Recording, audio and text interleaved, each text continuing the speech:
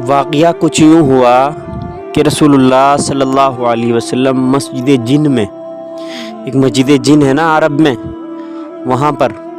نبی پاک صلی اللہ علیہ وسلم نماز پڑھ رہے تھے اور تلاوت کلام اللہ آواز سے کر رہے تھے، سورت پڑھ رہے تھے قل اوحی الی انہ استمع نفر من الجن، یعنی کہ مسجد جن میں سورہ جن کی تلاوت کر رہے تھے۔ وہاں سے فرشتوں کی نہیں، جنوں کی ایک جماعت جا رہی تھی، جنہوں نے اس سورہ جن کی تلاوت کو سنا اور سن کر کے آپس میں انہوں نے باتیں کی، اندازہ لگایا کہ یہ تو ٹھیک اسی طرح کا کلام ہے جیسا حضرت موسیٰ علیہ السلام پر نازل ہوا تھا، جیسا حضرت عیسیٰ علیہ السلام پر نازل ہوا تھا، یعنی یہ بھی شاید کوئی نبی ہیں جن کے اوپر یہ ایسا کلام نازل ہوا ہے۔ اور ایک دوسری بات اس طرح ذکر کی جاتی ہے کہ دیکھتے ہیں نا آسمان میں جو چنگاری سی ہم سب لوگ، اور آج کل کے لوگ کہتے ہیں یا کچھ کہتے ہیں لوگ کہ یہ آپس میں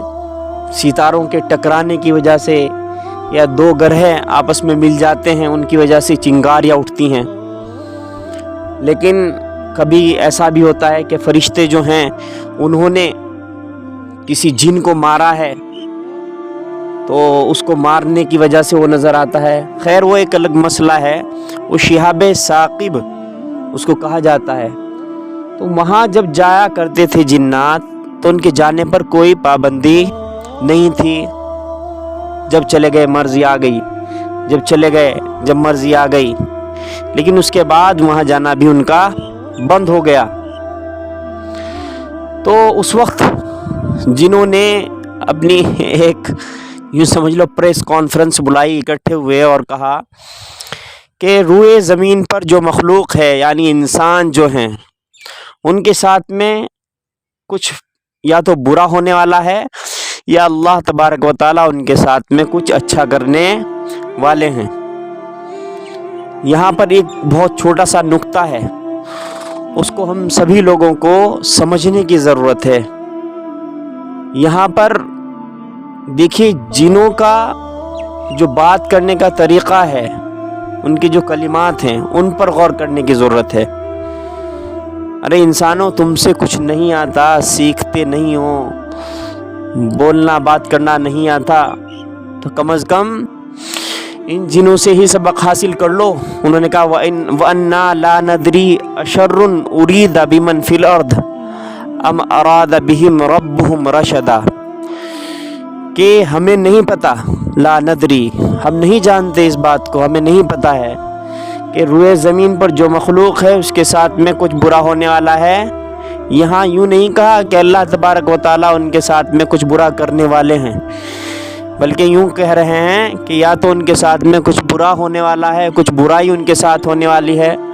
کچھ ایسا مسئلہ ان کے سامنے پیش آنے والا ہے جس سے وہ پریشان ہوں گے، یا پھر کہا ام اراد بہم ربہم رشدا، یا اللہ تبارک و تعالیٰ ان کے ساتھ میں کوئی خیر کا معاملہ کرنے والے ہیں۔ یعنی شر کی جو نسبت ہے وہ اللہ تبارک و تعالیٰ کی طرف نہیں کی، اور خیر کی جو نسبت ہے وہ اللہ تبارک و تعالیٰ کی طرف کی۔ غزوہ احد میں دیکھ لو، قرآن کریم کہتا ہے کہ اس میں صحابہ کرام کی غلطیاں تھیں، تو تمام صحابی یعنی یوں اعتراض نہیں کیا کہ جی ہم تو سب کچھ اپنی جان مال ہر چیز کی قربانی دے رہے تھے، وہ تو چند صحابہ تھے جن کی وجہ سے ہمیں شکست ہوئی۔ لیکن انہوں نے جب قرآن نے ان کو کہا، انہوں نے کہا کہ ٹھیک ہے، ہاں ایسا ہی ہے، یعنی کہ ہمیشہ شر کی نسبت اپنی طرف کرو اور بھلائی کی اور نیک کام کی نسبت اللہ تبارک و تعالیٰ کی طرف ہم سب لوگوں کو کرنی چاہیے۔ یہ ہمیں قرآن بتاتا ہے۔ یہ جناتوں کا یہ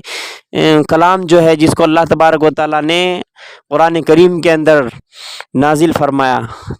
جو سورہ جن میں ہے وَأَنَّا لَا نَدْرِي أَشَرٌ أُرِيدَ بِمَنْ فِي الْأَرْضِ أَمْ أَرَادَ بِهِمْ رَبُّهُمْ رَشَدًا، اس سے ہمیں پتہ چلتا ہے کہ اللہ تبارک و تعالیٰ ہم سب لوگوں کو یہ بتانا چاہتے ہیں کہ شر کی نسبت جو ہے اچھا یہ بھی تو اندازہ لگاؤ کہ اگر دنیا کے اندر ہم شر کی نسبت اپنی طرف کریں گے تو پھر خیر آخرت میں ہمارے لیے ہوگی. وہاں اللہ تبارک و تعالیٰ کہیں گے کہ اب خیر تیرے لیے ہے, یہاں تو اپنی مرضی سے کر جو کچھ بھی کرنا چاہتا ہے. اور وہاں بولنے کی, بتانے کی, زبان سے کچھ کہنے کی بھی ضرورت نہیں پڑے گی, بلکہ جو بھی دل میں آئے گا, جو بھی ہم سوچیں گے وہی ہو جائے گا. اس کا بھی ذکر اللہ تبارک و تعالیٰ قرآن کریم کے اندر فرماتے ہیں. ساتھیوں, میں جو عرض کر رہا تھا وہ یہ تھا کہ دنیا کے اندر اللہ تبارک و تعالیٰ نے ہر انسان کو امتحان کے طور پر بھیجا ہے. یہاں میرے پاس اچھی گاڑی ہے, میرے پاس بنگلہ ہے, میرے پاس بہت ساری زمین ہے کھیتی کرنے کے لیے, میرے پاس دولت ہے, پیسے کی کمی نہیں ہے, ماں باپ بھی ہیں اور ساتھ میں تندرست بھی ہیں, اولاد بھی ہیں. جتنی اولادیں چاہتا ہوں, جتنے لڑکے چاہتا ہوں اتنے لڑکے ہیں, جتنی لڑکیاں چاہتا ہوں اتنی لڑکیاں ہیں. جیسا موسم مجھے چاہیے ویسا موسم میرے پاس ہے. گرمی سے بچنے کے لیے اے سی میرے پاس ہے, کولر بہت اچھے ہیں میرے پاس. مجھے لائٹ کے انتظار کی بھی ضرورت نہیں ہے, بٹن دباتا ہوں تو فوراً میرا کولر چل جاتا ہے, میری اے سی چل جاتی ہے. یہ ساری چیزیں نعمتیں میسر ہیں, لیکن پھر بھی یہ نہ کہو کہ یہاں امتحان نہیں ہے. اس کنڈیشن میں بھی اللہ تبارک و تعالیٰ نے انسان کو امتحان میں رکھا ہے کہ اب سب نعمتیں میں نے تجھے عطا کر دی, اب ان نعمتوں کے بعد بھی دیکھوں تو صحیح کہ تو میرا شکریہ ادا کرتا ہے یا نہیں کرتا ہے.